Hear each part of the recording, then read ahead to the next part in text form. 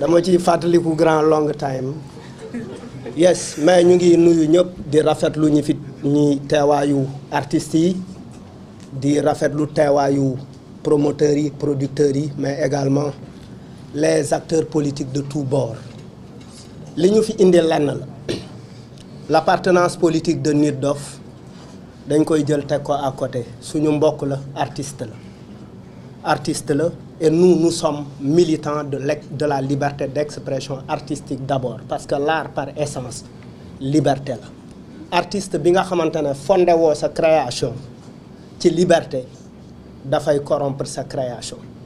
Pourquoi je parle de l'artiste? Parce que effectivement Nit Doff est d'abord un artiste et il se réclame artiste et à travers son art il prend des positions courageuses comme d'autres rappeurs le font dans leur travail. Li ñu remarqué mooy à partir d'un live bi nga xamante ne moom def na ko dénoncer si la question du troisième mandat, demander si aux juges de prendre leurs responsabilités pour que le pays ne s'embrase pas parce que effectivement à partir d'une décision de justice on peut aller vers le chaos. Il a également rappelé à travers ce live qu'on a eu des antécédents. En 2012, il y a eu des morts et il ne faut pas qu'on ait de nouveaux morts. Il l'a rappelé et ça c'est important. Mais li gën a am solo mooy à la suite de ce live, conscient effectivement de son excès de colère que j'expliquerai après personnellement en tant qu'artiste, c'est parce que la colère est permise dans la création artistique. Donc, après, à la suite de son live, il a dit man maa ngi jégalu ñëpp parce que j'ai parlé sous le coup de l'émotion. Je pourrais m'éviter un certain nombre de choses. Et par anticipation, quelqu'un qui s'excuse, mais soxlawoo di ko arrêter. Si par exemple l'arrêter pour qu'il s'excuse, pour l'humilier, tu ne peux pas l'humilier parce qu'il s'est excusé. Finalement, l'État est dos au mur, la justice est dos au mur parce que question yu mel nii c'est des questions qu'on peut négocier, discuter pour effectivement dire à la personne tu as fait ça, ne refais plus ça. Et lui-même a dit maa ngi jégalu ñëpp, juge bi ci la bokk, magistrat ci la bokk. Et il y a énormément d'aberrations. Pourquoi? Parce que effectivement on dit désobéissance, appel à l'insurrection, menace de mort. Il y a rien de cela qui apparaît effectivement dans ce live. Donc en fait, les chefs d'accusation à son endroit sont inventés de tous bords et c'est mensonger. Il est important que képp ku nekk Sénégal qu'on travaille tous ensemble à lutter contre la promotion du mensonge parce que fen ci dëkk bi dafa commencer jël benn dayoo bu am solo ba finalement fen niiru dëgg parce que nit ñi dañuy dem fen di fen ba culturellement ñu mujju jël fen def ko dëgg. Li ñuy wax mooy beneen affaire bi ñu ci observer mooy c'est disproportionné et puis lan la ñuy remarquer délit d'opinion mooy dans ce pays personne ne doit plus parler.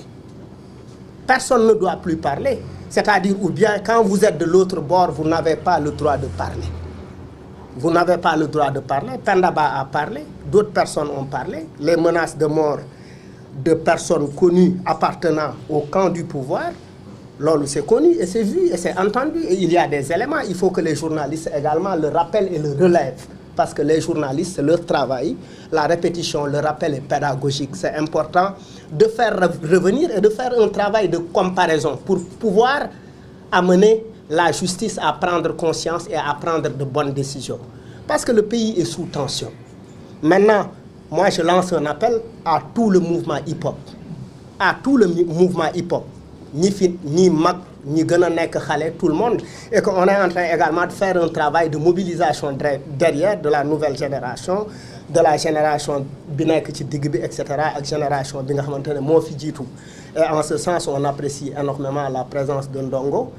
Certes, yàgguñu leen gis ñuy am ay position politique. Moi, je suis très heureux de le voir ici prendre cette position-là parce que c'est important.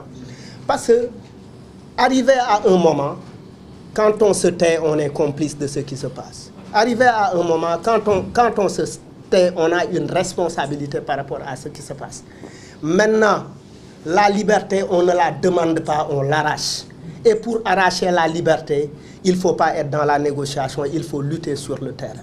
Il faut que toutes ces personnes qui se disent fans de Nit Doff et sympathisants de Pastef, que les gens se mobilisent pour que, effectivement, sortir Nit Doff de la prison. Le sortir de la prison, c'est se mobiliser pour dire au président Macky Sall et à la justice sénégalaise que vous êtes en train de commettre une forfaiture, et que cette forfaiture, elle risque de nous amener à une situation boo xamante ne kenn du ko mën a nettali après.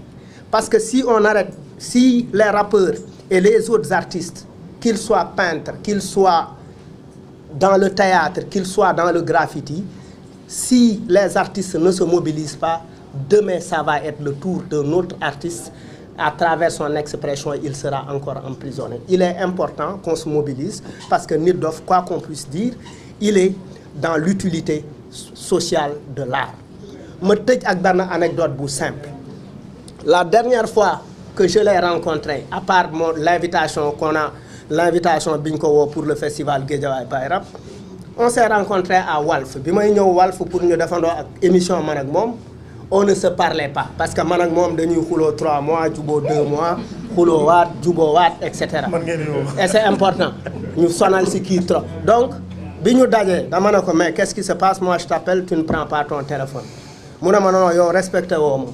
Da ngay bëgg di ma inviter say événement, may ñëw, mais yow tu n'es jamais venu au show of the year et pourtant à chaque fois je prends la peine depuis 10 ans de t'envoyer une invitation. Ma ne ko wax nga dëgg mu ne ma kon djubo nañu. Donc en fait c'est pour dire qu'effectivement c'est une personne qui te dit ce qu'il pense en face et c'est important. Man loolu moo ma dugal ci affaire bi. Gëj naa ñëw ay mobilisation am na ñu bëri ñu théoriser ni grand bi léegi tapper la def ci def ndoxum glace. Mais oui, pour cette affaire, pour que les artistes pour la liberté de l'artiste, parce que l'art est important dans un pays. Maintenant, un live où on dit saaga ndey, où on dit wax affaire yu bëree artiste bu nekk da ngay sukkandiku ci sa trajectoire. Un historien qui fait un live n'insultera pas. L'insulte est permise dans le rap. Moi je fais partie de ceux qui défendent l'insolence et l'indécence et la violence verbale du rap. Un rappeur insulte. Merci beaucoup. Simon.